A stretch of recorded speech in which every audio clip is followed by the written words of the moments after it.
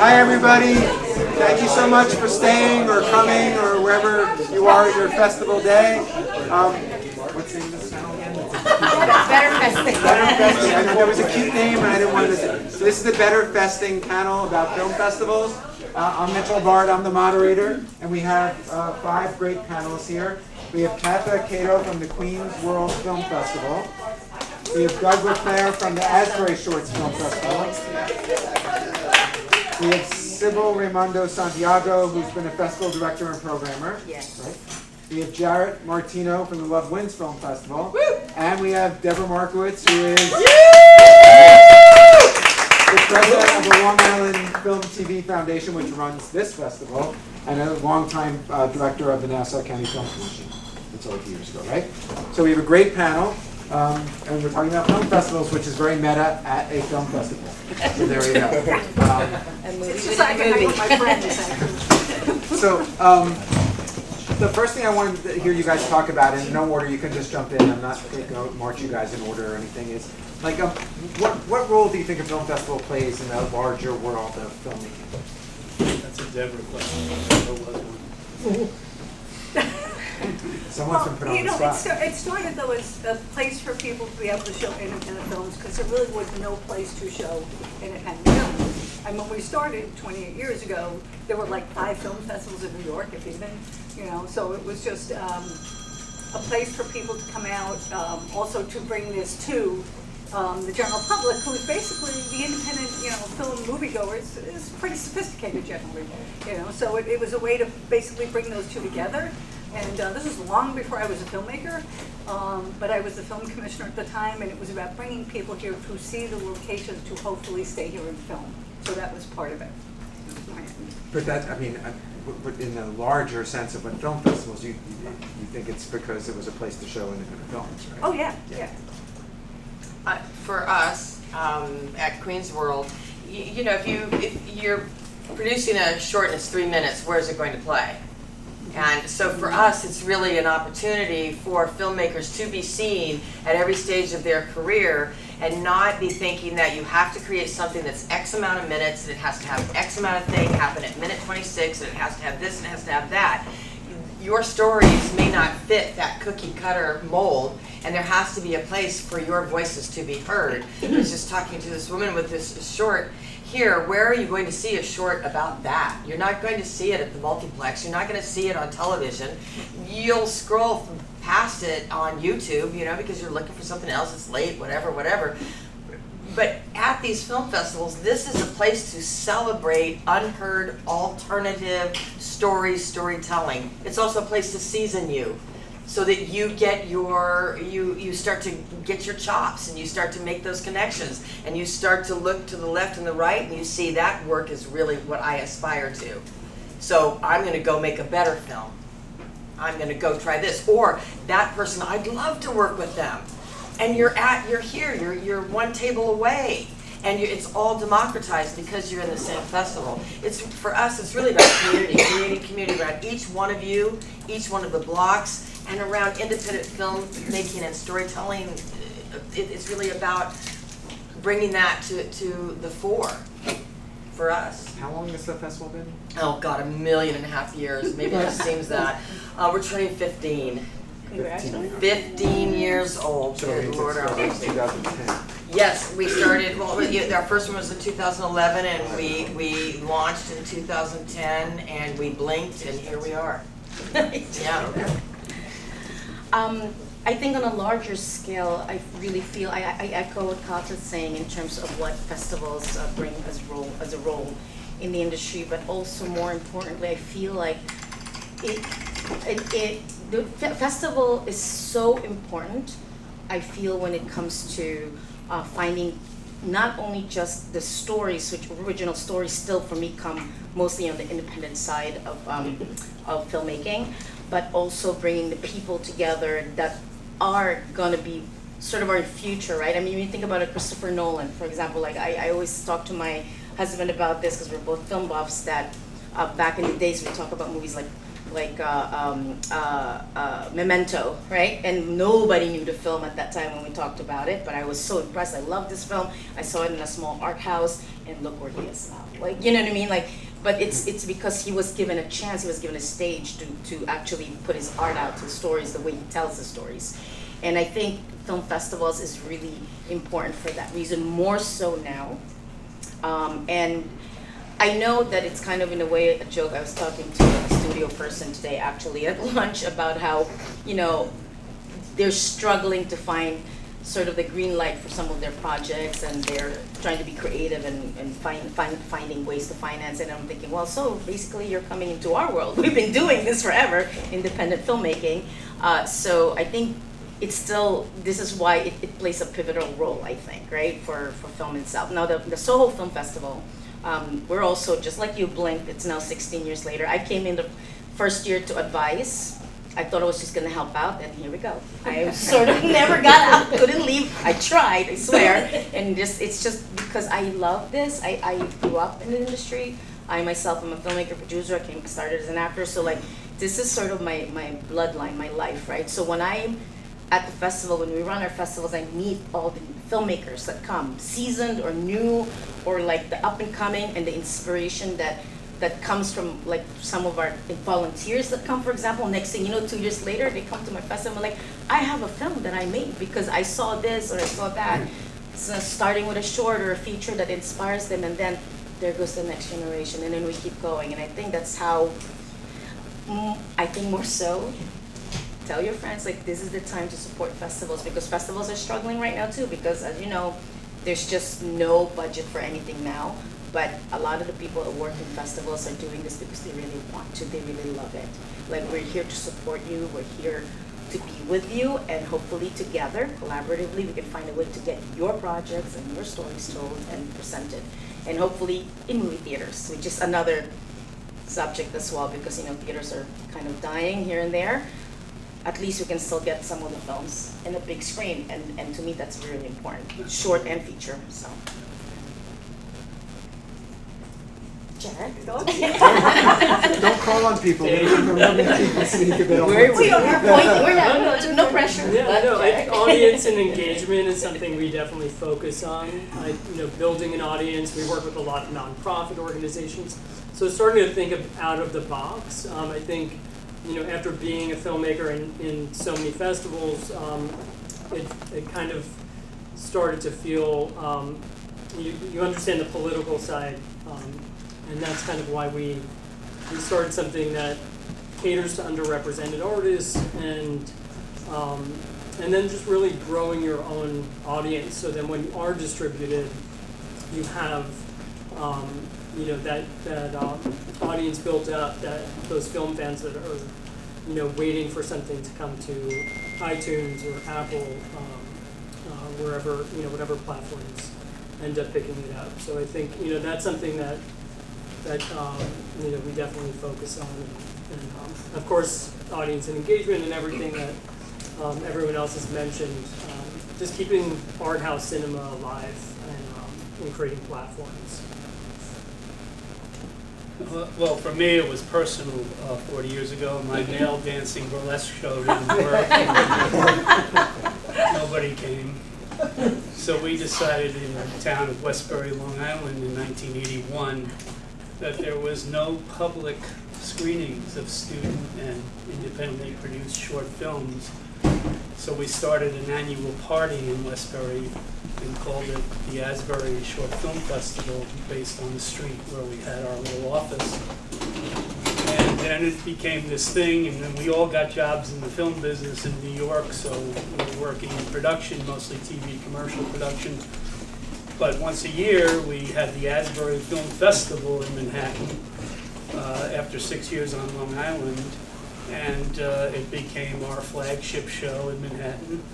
And in 1999, we got invited to start touring with it, and we're actually a non-festival, if you can understand what that means. We don't give awards, we don't do things like that. We're the Asbury Short Film Concert. We're New York City's longest running non-competitive short film exhibition and touring show. And this year we'll be doing 25 shows on the road from Canada to LA, and here's our mission.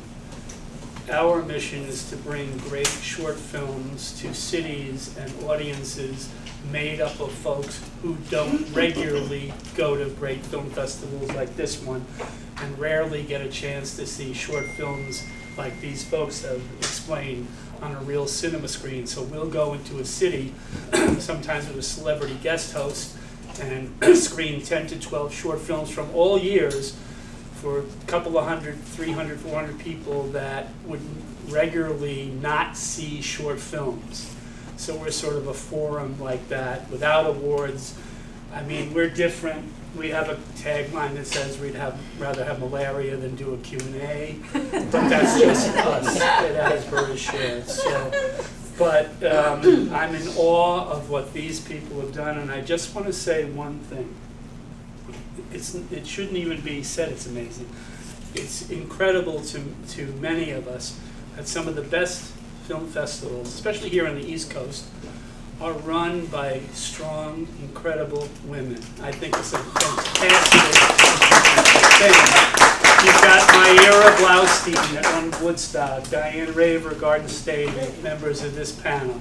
So I think that says a lot. And as you mentioned, the struggle right now of what's going on, but I think that's a really cool thing. So, But it's probably because our male burlesque shows didn't do so well Yeah. either. by the way, thanks for coming, Ken. I appreciate it. So anyway, thanks for having the oddball, longest running show on the panel. I have to ask, what do you have against Q&A? For us personally, we're run like an off Broadway show. So it's Act 1, 5, 6 films, intermission. Sometimes we've been blessed with some really cool celebrity guest hosts over the years. And then Act 2, 5, 6 short films, and then curtain down. It's more like a show. And we just felt that when the Q&As were ending, there were like skeletons on the stage. It's been so long. For film festivals, contemporary and regularly, yes, it's a great thing. It's just artful. No, I understand. I just was curious why. Yeah, and no, you wanted to put me on the spot. I did. I had a gotcha question. I let it up for you. So. We've left it in good hands here.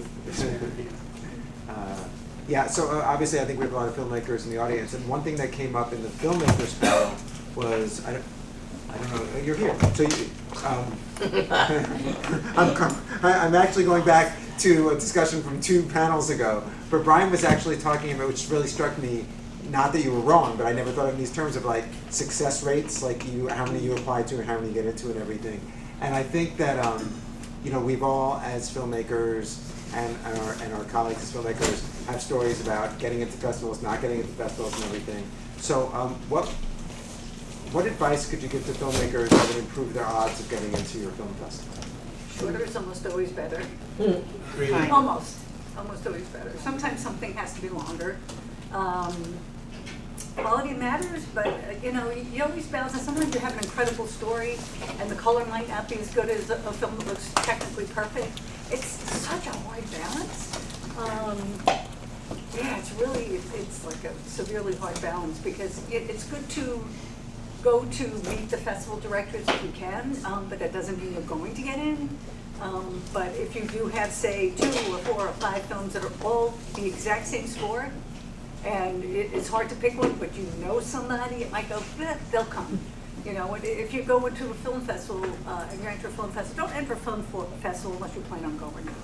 That would be my first thing. It doesn't mean life doesn't get in the way, it does, but I personally, as a filmmaker as well, I only pick film festivals I know I'm gonna go to, or, God forbid something else doesn't happen, I will end up going to. I echo what Deborah's saying. Also, producer, filmmaker as well. Our festival is run by mostly people who are in the industry, so the love for it is there. But we also understand, like, I've had my heart broken many times in the past, and I've had to learn the hard way. The one thing I will say, definitely do your research on the festivals that you send your film to, because you have to have an idea of how they program and what the programs are like.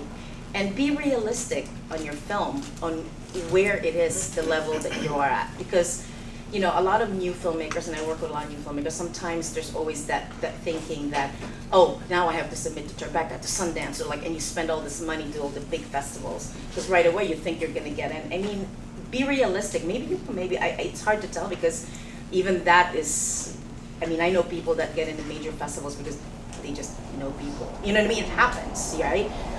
It's not always the best that gets in, you know, because sometimes there is that, and it will happen, and you can't really help it. There are many reasons that could happen with festivals, whether it be maybe you have a premiere of something. It might not be the best one, but it's a world premiere, and they're planning to fill up the theater. Realistically, it's hard to say no sometimes for a festival, especially grassroots festivals.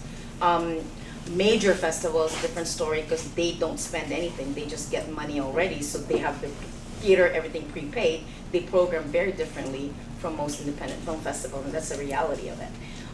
It doesn't mean we don't pick the best. We always try to pick what we think is the best out there that we know can go somewhere. It doesn't mean necessarily it's the film that has the highest production value. Like you said, you could have celebrities in it, but if the film just doesn't work and the story is not telling it right and it doesn't fit my audience, I'll probably pick the film that is local, that I know that all of these filmmakers are here, and they're gonna show up, they're gonna also maybe fill the theater, maybe not, but I know for a fact that they will support the film.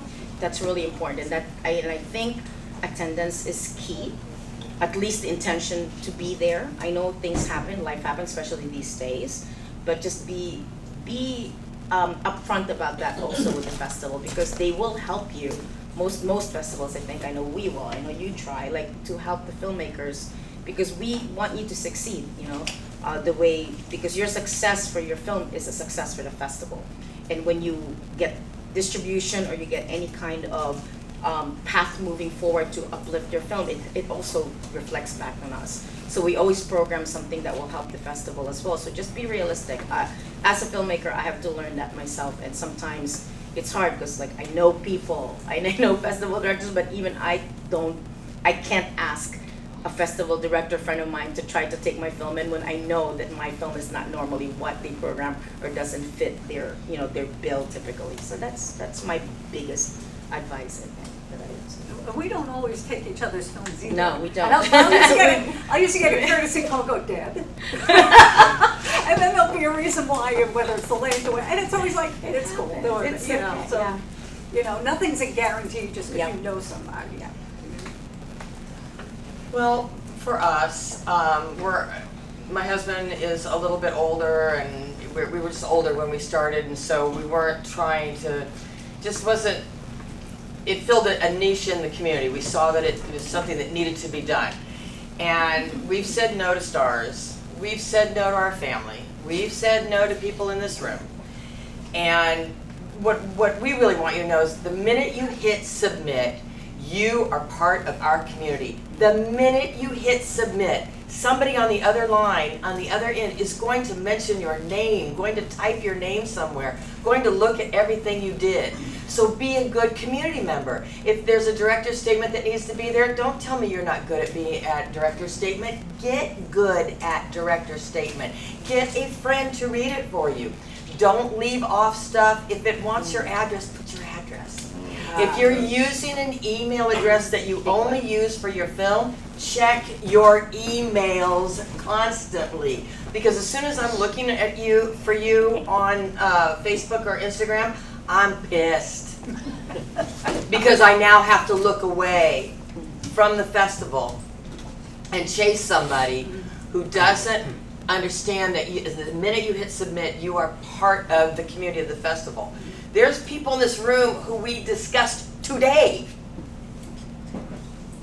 So it's not, for us, we just want to create something that's going to hold together well, that has some discernible theme and pathway through it. For us, you made the films. You did your job.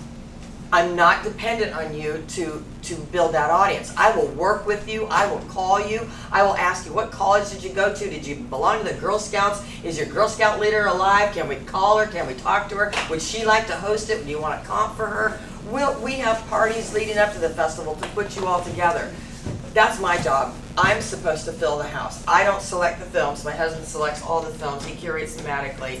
sometimes I look at it and I was like, oh great, I got 2 films from Iran in this block. Excellent. This is going to really make me popular all over town.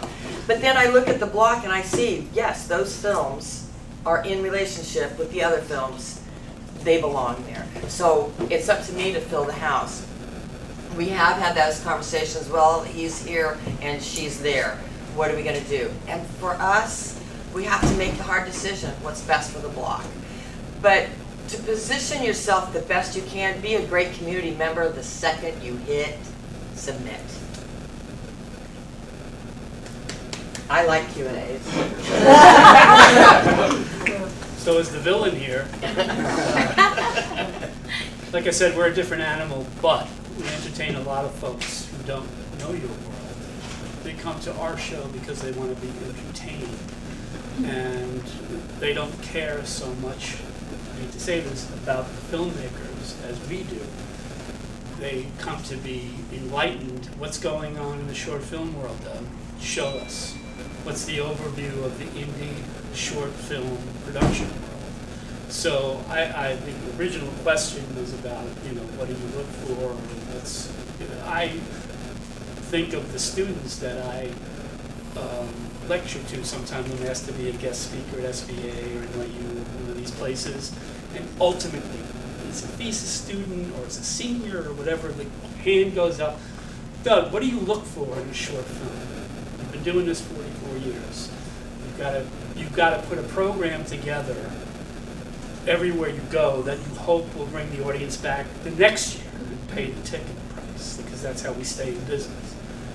And I just look back on their experience, and I agree with Deborah about it being short. I think the best short films are in the 10 to 12 minute range. And also, I think the most important element of a short film is the ending. Okay? I can't tell you how many times over the decades we've been watching new entries. And we go out to try to find the films. We have a team of folks that research film festivals. Oh, we've stolen from you, honey, so many times. But research our favorite award given by festivals, the audience choice. That's our show. And I can't tell you how many times we've been sitting and watching these entries, and we're loving it, and loving it, and loving it, and then you're let down, boom, by the ending. It just seems to be a real thing for filmmakers that have this great idea and a good story, and whatever the length is, and it just gets to the point, because what do we see? We sit in the tech booth in the back of 400 people, and when a film ends, and when you see the heads do this, you know that you made a mistake. So we learned from that, and now we try to find dramatic animation, documentary, comedy films that can tell a complete story from minute 0 to 12 and 13. A complete story that's entertaining. That's us, okay? And that's what we look for, especially the hardest genre of all that we've found over the 40 years, comedy. It just is incredibly difficult to make independent short film comedies that are good. Okay, for us, because we have these few hundred people that want to come back next year. So that's our take on it. If it makes you feel any better, Yes. I'm experiencing as a teacher that problem. Every spring I teach a short film class, and I had 18 students sold out last semester, and I would say of the 18 shorts, 9 of them had no ending. They just ended. It's like, that's not an ending. And I'd say another 6 tried to have like some kind of, twist or turn, and it just wasn't there. And It's a tough. there were like 3 that actually had satisfying, like, oh, okay, that's good. Right. So we need to do a better job of teaching them. I think that they need to, Something at the beginning of a semester thrown out at them. Yeah, I show them so many examples of films that have great turns at the end. I'm even modestly show my Super Salad, which has a really good twist at the end and everything. But It is interesting, especially a lot of new filmmakers, there's a lot of idea that, let's start with short, because it's easy, we can make it in short, we can get it done, but they don't realize, actually to me, I think it's harder to make short, because you have to tell a complete story in a much shorter amount of time. That's why And we it's an art, yeah, it really is an art to make a good short. With I no mean, I budget. love my shorts, yeah, so. Short it's- films are big budgets. That's why we said no during the pandemic years to virtual screenings, because we feel it puts the filmmakers at a disadvantage. If you're watching the films at home on your sofa with the lights on and your phone in your hand, and somebody calls or you're texting, if you miss one element of a short film, you miss the film. So, turn the lights out, have a popcorn in your hand, come to the Long Island International Film Expo and watch the films on a real freaking theatrical screen. I mean, that's the way it should be. And I just also want to add a technical thing. For us, when you enter a film that is a work in progress and you email me and say, everything's almost done, I just have to do this, I just have to do this. So the decision I have to make is, do we watch it now or do we wait? And if we watch it now, if you then submit it back and say, now it's finished, we have to then look away from the festival and we have to look at the whole film again. Because I really don't know, just from your email, what you consider finished. And when you got in, you might have said, you know what, I got an extra half hour at the studio, I'm going to change that scene. And it may be the one scene that sold it for us, it's just different, it's just not there. So your technical aspects, your sound. An audience will forgive stuff that's hard to see. An audience will not forgive stuff that is hard to hear. They will stop, they will pick up their phone, and they won't come back to you. So those things are where you need to spend your money. The technical aspects make it look and sound like a finished piece. In terms of, the endings, and the second year that we did the festival, I got up on stage and I said, I don't give a fuck if you like the films or not. Well, the board got a little upset with that. But I really don't, and they're not here. I really don't. Because it's not about whether you like my story or you like his film. It's a 9-minute film. It's a 90-minute film. Are you telling me you can't experience somebody else's story in a way that told in a way you wouldn't tell it? Out of a possible 100 years on the planet? You can't sit there and just experience somebody else's story. That's what our festival is about. So y'all might be disappointed with some of the endings that you see. But my husband has this argument with the film students that are on our screening committee all the time. Like, cross the tree and the sight lines are off and everything. And my husband's saying, are you sure he didn't mean to? Are you sure you're not supposed to be upset at this film? Are you positive? Who says every film is supposed to have a pleasant element? And yes, it's the entertainment industry. Well, maybe we need to redefine entertainment. Maybe entertainment is not just feeling great. Maybe entertainment is taken away from your world for 9.5 minutes and experience a 9.5 view of the world, 9.5 minutes of the view of the world from somebody who doesn't even look anything like you. You'd never sit with them. You'd never call with them. You'd never have anything to do with them. But you've experienced 9.5 minutes of what they see. That's valuable to us. That's valuable to me. But that's actually a great spin-off for a question I wanted to ask you guys, which is, when you started your festivals, most of you, some of you, the competition for that 9 minutes was different because, now people through YouTube and streaming and everything, you say that they think entertainment should be this or that, but now everyone gets to choose what they think entertainment is, and everyone gets to watch it. They say, I don't like to see any movie that begins with the letter A. They can avoid any movie they want that begins with the letter A, because they create their own entertainment silos, among other media silos. So my question is, the way that libraries have had to question what their role is going forward because of the internet and because of the attacks on attention that mean people are reading less books and things like that, what do you think film festivals have to do differently going forward because of the changes in media that allow anyone to watch pretty much anything they want at any time at the moment they want to watch it on their phone? I mean, it depends on the intention. We realized a long time ago, we used to have a lot more people from the outside, and now it's almost a large majority filmmakers. And the difference between watching it on TV or YouTube or coming here is the fact that you're going to meet people here. You're gonna meet people you're gonna work with. I worked with civil. I've hired Kath to act. You're going to meet people. And I actually met every single one of you through LIIFE. Actually, now that I think about it, except you, I entered. No, your film was at LIIFE first too, that's right. So you're gonna, without having to go out and say, hey, this is my film festival, hire me, you're just gonna talk to people, and maybe organically somewhere down the line, somebody's gonna say, hey, can I see your film? I need, you have something I like, or, by the way, I'm very good at endings, that's my, I'll get a script and go, no, you really are, and then you change the ending. But it's where you're gonna meet and where you're gonna develop your community. And one thing we talked about before was almost never having enough money to make your film. But if you can help me if I can help you on your film, then when I need something or vice versa, that's how you help each other, And so that's going to be what this is still useful for. We call it the summer playground for filmmakers, because this is where you're going to meet your community, or different communities actually even.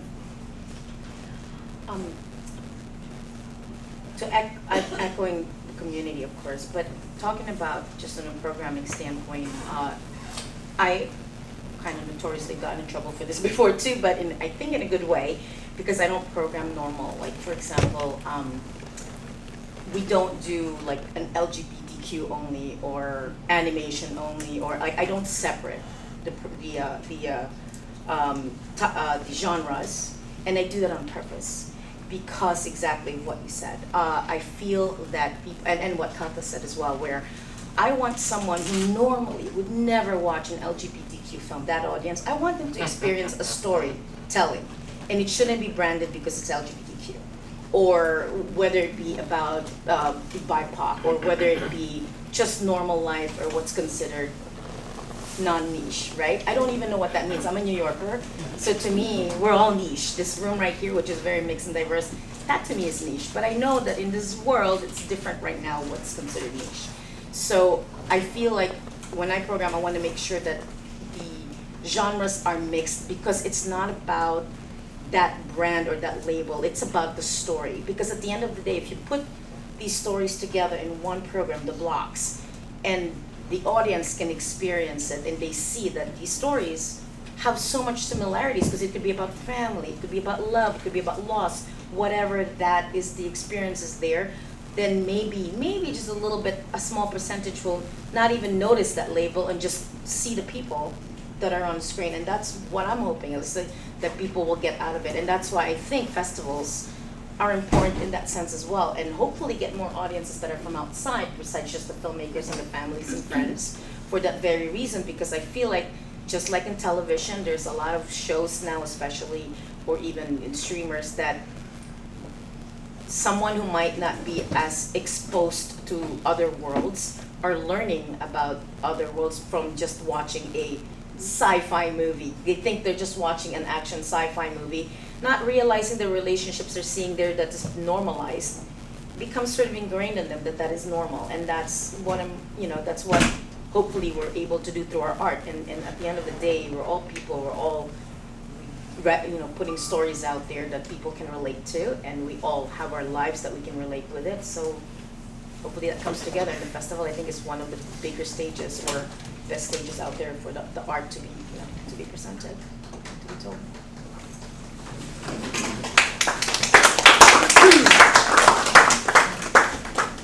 Anyone else want to talk about the future of film festivals? The future of film festival. Meaning, what role will play given the way things have changed?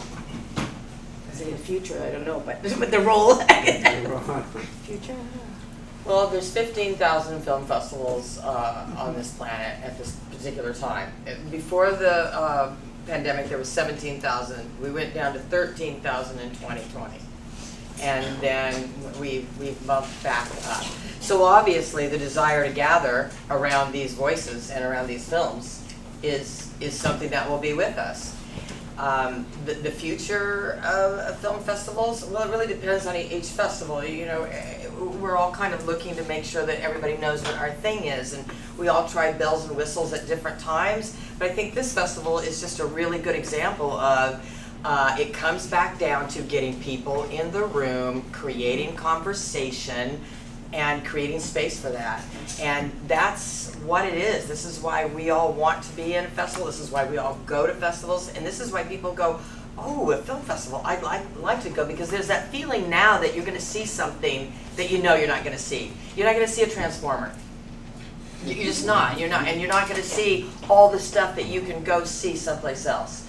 You're going to see stuff that you just can't see in relationship, like she's talking about, in ways that are not programmed on Channel 2 or on YouTube or on any of the social media. You're just going to see it in a different way.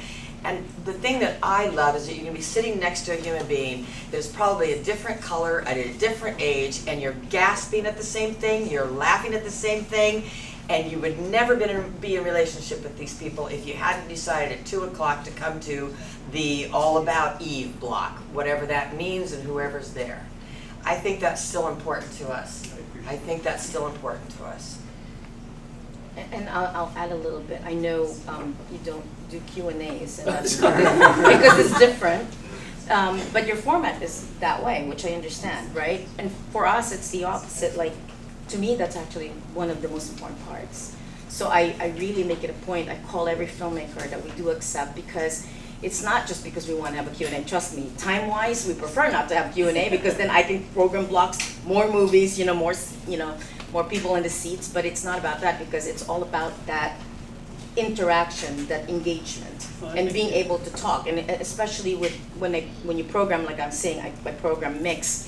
I want someone who doesn't understand why that was in that program, and it's happened many times, where someone would come up and say, I'm just curious, why did you program this film with this and this and this? And then I'll explain. And I'm like, you know why? Because it needed to be there because this, whatever reason. And then that person, just from that conversation, will start thinking like, that makes sense, because it's all about dads or whatever it is that happened through that whole program. And then she connects it and then understands that, okay, and then they don't think about the labels or what it was, not at all, because it's about what that story was and how it was connected. And then now you just, one more person opened up a little bit, so that's why I think festivals are. The relevancy of festivals is this right here, example right this here. room. And this, the filmmaker lounge, whoever created that should get an Academy Award, because this is where filmmakers meet. If you didn't have film festivals, where the hell are they going to meet except online, but not personally? Okay, I've just met this filmmaker and we've discussed what we've done. By the way, I need a key grip on my next job, on the next production. Is there anybody you can recommend? Do you have a cinematographer you like to work with? Where would that happen except online? But I'm talking in person, than at a film festival, filmmakers lounge, or these kind of things. I often meet with folks trying to break into the industry in New York, and the best way is to be a production assistant in the major leagues, in my opinion. That's how you learn from the best. And I just also say to them, if you can afford it, if it's a bus ride or a subway ride or the Long Island Railroad, get to places like the Long Island International Film Expo, Queens World Film Festival, because even though you're trying to break in to the industry, who knows who you're going to meet at that festival that's in the industry, okay? And maybe you can shake a hand or say, I think it's incredibly invaluable for interaction, communication, and meeting folks. Where would you not, if it didn't happen, where would you do that, I don't know. Can I ask a really quick question? Like, you can say no to me, right? Sure. Sorry. I'm not as pissed off as I sound. It's been a long day. But what I wanted to ask, who here, when you were a child, said, or whenever it happened, you said, I'm going to be a filmmaker, and everybody in your family was like, that is awesome! So psyched! How many people did that happen to? Okay, one. We got one. I was also 55. Okay. Are people, anybody ever here been labeled a dreamer and like, he's the artistic in them, he's the artist in the family, like all that kind of stuff. So for me, when you stand up there and you say, my name is and I made that for me is it. That for me is every frickin' thing that we could possibly give you. To stand in front of your community and say, I made that. Because if you look back at the lore and the mythology in every society, the only beings that are allowed to create anything are the gods. The gods created every miracle, everything, every wonderful thing that ever happened. So what you're doing is because why? Because it's hard. It's frickin' impossible. And so it's godlike what you're doing. And coming together around these things that you have created, whether they are good or bad, it doesn't matter. For us, coming around to celebrate the act of creation for these 5 disparate people who have never seen each other in we're very similar to the way that she does. It's thematic, and we put the films together so that they're in conversation with each other. That to me is everything. That to me is everything, because you can't work this hard like we do on these festivals if it's just about the 2 o'clock block and the 5 o'clock block and the 7 o'clock. It's not. It's about you standing up there saying, my name is, and I made that. I made it. There's blood on it. You can tell if you look closely. Hopefully not literally. We need a Q&A for that. About the blood on the screen. To say to stand up there and say I made it. Yeah, I made that. All right, do we have questions for our panel? So I'm just listening to you, and you're at the filmmaking side and submitting to film. So can you demystify, so what does happen in terms of the selection? I assume there's like some panel and it's very, I don't know that it can be objective, but is it just the director? And do you like, I have the Film Freeway account and I do have a director's statement and stuff. I'm like, does anyone even read this? Should I do the cover letter? How do I reach out? Like, I'm finding that, of course, in my film community in my state, I get into all those festivals because they do know me and they know that I'm local. But should I put on the cover letter, because I want to go to Seattle, hey, my best friend lives in Seattle and I would, you know what I mean? I love your festival. As a filmmaker, actually, I do, because like I have a lot of friends in Florida, so I go, hey, Fort Myers, hey, I have a whole community willing to come out. Whether they read it or not, we have 6 or 7 judges. Some of them will read it, some of them won't. But somebody will read it. If they don't read it, you still have it available. So always do that. I'm not a judge anymore because life is too short. But have all that available. Say yes. Hey, my sister lives in that state. I can't wait to come. Put all that down. Because people want to know that. They love the film. The film just may be that good that we take it even if nobody can come in, because you just have to. But it's always that personal connection that you want to say that too. That's it. Have everything available to ask for, even if there's 3 people that never look at it. There will be the people that do, and they will say, hey, who's in that?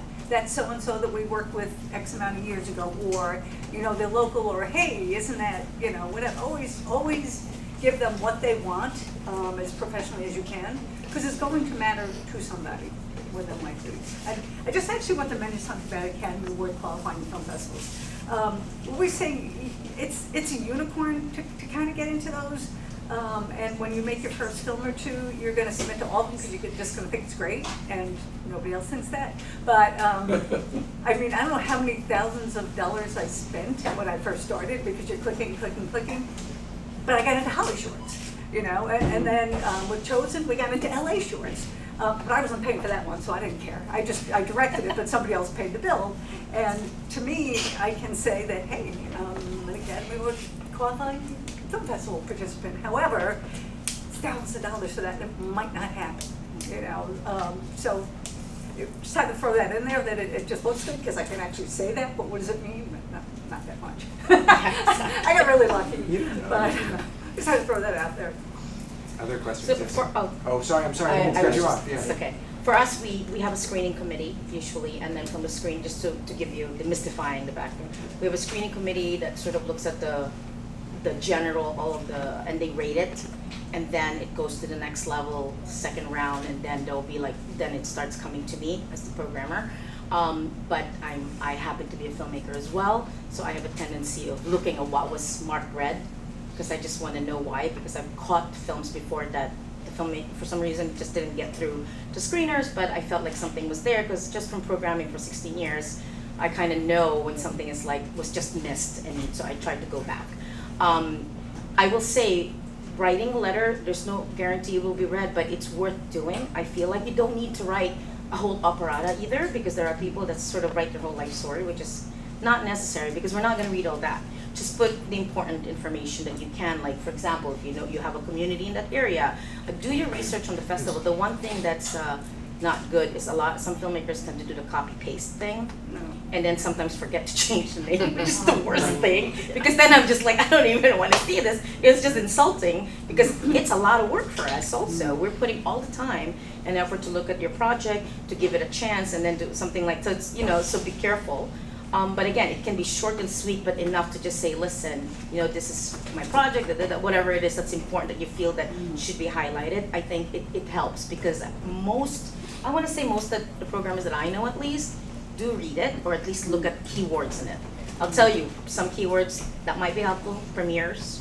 Premieres are always good for festivals, right? So a lot of festivals will compete to have the premiere.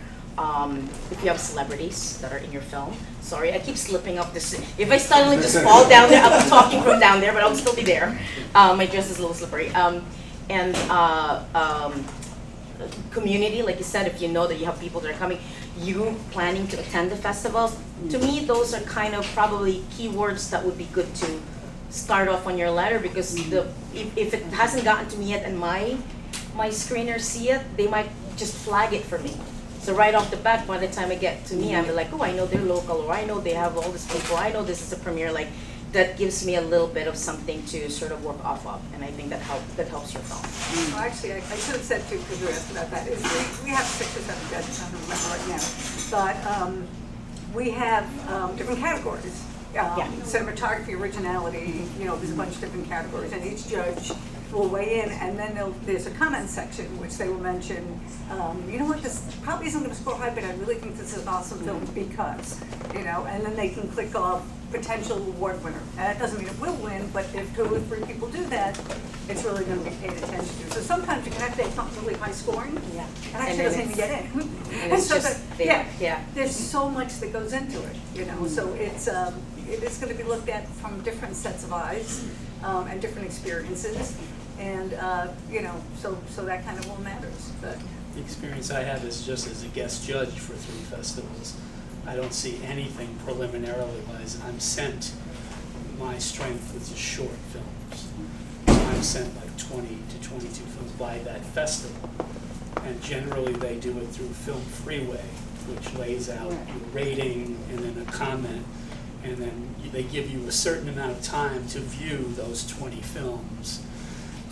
And then I submit it to them back that it's cut and dry as a guest judge, just to let you know that from these individual festivals, I watch the film, pay attention, I give my rating, my comment, send it back. So for us, everything has to be seen by 2 people. We transfer everything into an internal spreadsheet, an internal submission sheet for each filmmaker. And the reason I have the young filmmakers who are working for us do that is because I want them to give you a lot of care. I want this to be something that takes them a while to do. And I want them to dig through your submission sheets. Because when their film is being considered, I want them to take the amount of care that it takes to get a good submission corrected. Please don't tell me ever that it's a labor of love. All films are labors of love. Don't tell me that. If you're hitting submit, I already know that what kind of human being you are on that kind of level. Please don't tell us that you've spent so much money on submissions that you've run out of money. That's none of my business. If you want a discount, come up with a more compelling idea. The letter would be a great letter. Hey, Katha, I saw you at LIIFE. You were really irritated, and I thought it would be interesting to spend the whole week with you. Something along that line. Or, I saw another film at a such and such festival, and I talked to them, and they said something about Queen's World, and I thought that I would look into it. Don't give me your whole history in your life, in your letter, but I will tell you, we read everything. And we get together every Saturday for marathons, and everybody has to come in with their 10 top favorites that they've seen that week, and the 4 that they didn't like. And the lowest scoring ones are the ones we watch Saturday morning when we're fresh. And the reason why is because, as I said earlier, a lot of times young filmmakers, not disparaging anybody, but young filmmakers want it to fit in what they were taught it should look like. I don't know about you, but when I left college, the world didn't look anything like I was frickin' told it was gonna be. And I've been shocked every day since. So your stories, if they don't follow in this particular thing, it might be just a something that is just the perfect end for that thing that we don't know how to end on Saturday afternoon. So fill out everything, be concise, be truthful, come through in your materials, and don't use trite kind of descriptions for why you're submitting to us. We know why you're submitting. You want us to select you. Yes. We know this. Yes. We know that that's the relationship. And it's as hard on us sometimes as it is on you to say no to you. It's just devastating to say no to a 10 scorer. Like I 10 hate is our that. highest. There's 4 or 5 right now. I would build another theater myself if I thought I could get it done by November to give those films a spot. But it's physics. It's the time you have. Time for one more? Hey, I was going to ask about screenplay competitions. The process for it, and also like when you submit, let's say a synopsis, let's say you have a twist ending to it, that it really makes the script that much better when you learn about the twist. But if you know about the twist ahead of time when you read the synopsis, sort of ruins and takes away from that twist at the end. What's your advice, like for a synopsis and submission? That's a good question. That's a great question. I run the screenplay competition for the festival, so everyone's looking at me. It could work both ways, honestly. Yeah. If you, you and I talked about your script building and everything, and like if I had known, I think in some ways I would have thought, because I knew where the story was going, it would have made me read the earlier pages actually better, because I knew where the story was going, whereas I didn't. It meandered a bit. Do you know what I mean? Just to get very specific about your script. Yeah, I mean, I think that it could work either way. I think if you tell us about the twist, we might think, wow, that's something we want to read, because you're trying to get to the next level where we read your script, right? Yes. And if you can tease us enough that we want to know, right? There was one script I know that we chose to read because we were hanging on a thread. We were like, we need to know where this goes, right? And so I could see it working either way. I can't give you an all yes or no on that. So, yeah. And I saw a hand here. Is that you? Yes. It's a super basic, simple question, but when we're sending like the letters that we're talking about, I am always wondering, am I better off to send it in the Film Freeway cover page area, or should I email you? Because there's emails on all the Film Freeway pages as well. And I sometimes feel like the cover letter thing might get overlooked, but maybe an email. Don't email. Cover letter. I think for us at least, I would think, this Film Freeway, we actually do look at it. I always look at if there's a cover letter for every submission that I'm looking at. Don't write a long email. If you really, if that is something you're compelled to do, it's your artist life. You can do what you want. So you can email that to me, but don't write a missive to say, hey, I just submitted. I'm really super excited. I'm looking forward to it. And So that's okay. For me, it is. If you write me a really long email, I'll read it. Like I'm highlighting that I'm cool and I submitted. I am cool. We're completely Please different. send those. Please send that. If you take me out to dinner, man, Then you'll be You don't cool do too. Q&As. you won't forget that letter shit. That's so funny. I mean, I've got like 7,000 unanswered emails. So Yeah. that's just something else blocking up my email at this point. Right. You know, and the cover letters, everything is there, you know. I I mean, also get a personally, lot I'd of rather not. waiver requests from Iran, so, which is the problem. Oh, Yeah. this is the last Already Go ahead. accepted. So going back to the future of film festivals, I recently was at a festival that included a bunch of AI-generated films. And the other thing that I'm seeing as far as work that's out there are verticals. Your thoughts on either or both of those? People are making films vertical? Yeah, For verticals, this. you know those, Verticals that for the phone. one, they'll show you something and then leave you hanging, so you have to pay, go into a paywall, and then, so, It's a lot of padding. But I There's know a lot that of my active content. friends are saying the only things that they're seeing getting called in for right now are verticals. and guess what, those are the worst, because one, as an actor at least, because most of those are non-union, those people, those poor talent are signing off their life, because once you sign off that they can use your likeness and your voice and all that, because those verticals are, I know a couple producers that started getting into them because they're coming here in the US, they're mostly from China, they're mostly China owned, the big companies, and they're giving this for like no budget, like less than independent filmmaking budget, but they try to pay actors more money, technically, like none than the SAG regulations, but it's because they're also signing off that.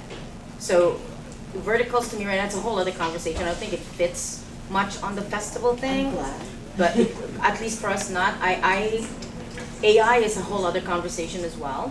The cat's out of the bag, it's not going back in. So it's figuring out how to make that work for you as a tool. But I think for now, with even with us, like even when virtual reality came out, for example, like we're all about technology. I believe in forward thinking when it comes to the tools that we use as filmmakers, but there is still, for us, hands-on is still what we would like to see. We still want to see people. We still want to see what they bring on, on board for us. So with the exception of animation, because animation is its own genre, I don't think Soho at least is ready for an AI generated film. Yeah, But yeah, it may change, but at this point, we don't want to, we want actually filmmakers who are making films, not that, but who knows what the future holds, but I don't think so. The technology of the moving image is only about 125 years old, so in the scheme of things, it's still brand new. But what always matters, story. What always matters, craft. What always matters is dialogue. That will always matter. It's going to get cloudy and it's going to get ugly because we're lazy. As a species, we're extremely lazy. But as long as you have individuals like in this room that are willing to open a vein to make it right for themselves, to make it the thing that they want to say, there will be audiences for it. I'm not really, we're not interested in that too much. It is sneaking in. There's a film that we have right now that it's 2.5 hours. We're on the second time watching it because I literally can't understand it. And there's something there. And I keep asking myself, is this what I'm supposed to feel right now? I don't know. We don't have any space for it. I'm trying to figure this out. But what will always matter is story, craftsmanship, character, and dialogue. Can you see it and can you hear it? That will always matter. I think you can't escape AI from post-production. I think it's utilized in most post-production, so you can't escape that. We won't, it's really a tough thing for us. For me personally, I deplore humans being put out of work by AI, and that's the industry I grew up in television production in New York City. So many folks are going to be losing their jobs. I, at Asbury Short's concert, have this vague rule that we're only going to accept new entries produced, directed, and shot by human filmmakers. But we do know that in their post-production side of things, somewhere in there was an AI tool used. It's the way it is. Story, should we be asking that? Story is great, of course. It drives what we all do. Absolutely. But just for us, I don't want people to lose their living. I'm sorry. Do you think as filmmakers we should be asking, like, and there are some markets and some things, was this completely written, and grants at this point in time they're asking, was this written by a human? And you have to sign that. Should we be doing something like this? Maybe Was something this to think created by about. humans? That's a really, really good question. I Yeah, mean, like, I I don't think know. Doug says if it's post, that's kind of tricky. Well, in the I've screenwriting had somebody panel, do that Stephen- once without my approval. Screenwriting is- Yeah, I mean, in the My own film. screenwriting panel, Stephen pointed out, Stephen Mena, that he used to pay about $6,000 for his M&E tracks, and now he found an AI program that did it for him perfectly for $19. And then has one person just copyright. And he said he's the guy he used to use in the past. That's him. I guess my job is done. That's what they're doing now. I mean, it's there already. A lot of studios are doing it. I talk to producers on a regular basis, and this is a lot of them out of also necessity because of budget. Yeah. They do it, and it's becoming the norm. And that means they no longer have writer rooms. They have maybe a writer. Well, that that's on the look at- writing side. I'm talking about in post-production. With Well, M&E post-production, the tracks. tools are, the tools are there. I mean, it's been there. I feel like, again, it's, to me at least, it's different than like what you said, like having someone actually writing it. directing it, producing it, real people doing that. I think we can't avoid the use of the tools, and I think as a tool it's okay, but if it replaces a person, then that's a whole other story. Well, I don't think the writing. Writing you can't replace and have any art. I do. All right, well, I run way over, so I apologize, but thank you so much to our panel.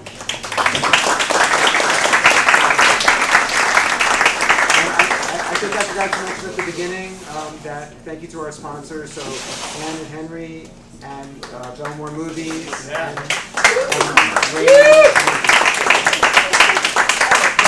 Thank you, sir. Thank you to Mitchell and our panelists, and y'all for coming. Make sure you get a t-shirt. Photo of us.